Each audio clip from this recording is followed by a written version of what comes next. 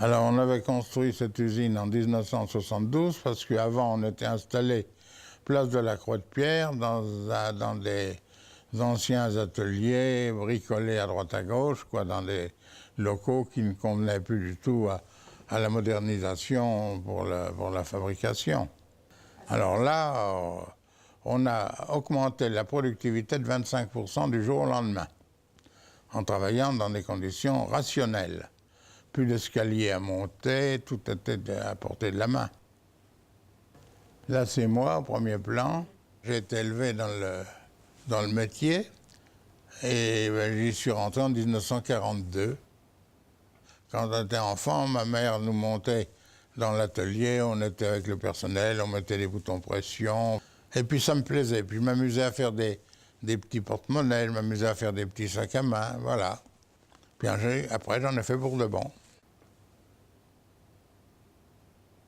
Quand on est rentré en 72 ici, on était 125 là. Il y a toujours eu 75% de femmes et 25% d'hommes. Les hommes étant surtout axés sur la coupe et les métiers de sertisseurs, c'est-à-dire ceux qui montaient les fermoirs. Mais à Issoudun, il y avait beaucoup de femmes d'employés et puis 3 ou 4 coupeurs, c'est tout. Eh bien, ça, c'est les comptoirs du magasinier. C'est là où ils servaient pour donner les accessoires pour la fabrication des sacs à main. Alors ça, c'est la machine à encoller. Dans le temps, on faisait ça à la main, avec un pinceau. On avait déjà commencé à se mécaniser pas mal.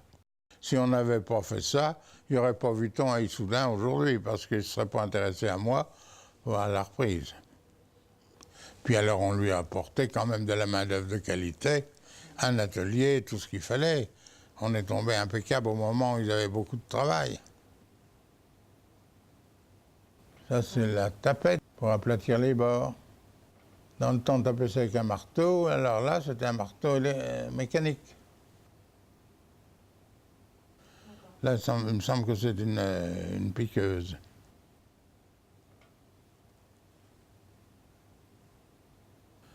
Alors, vous voyez, ces choses-là, ils sont autour d'un plateau tournant pour redistribuer le travail.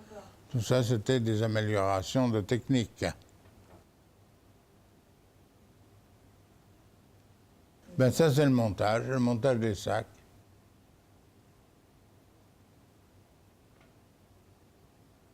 C'est un mécanicien, il est en train de piquer les poignées, là.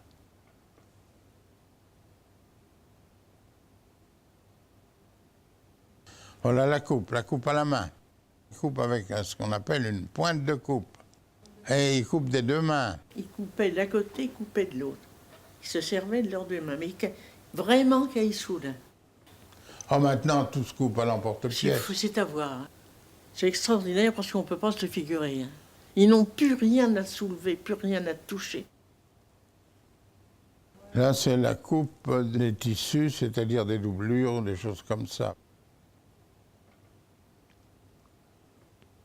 Ça, c'est la répartition pour envoyer les commandes aux clients. Ça, c'est le magasin d'exposition.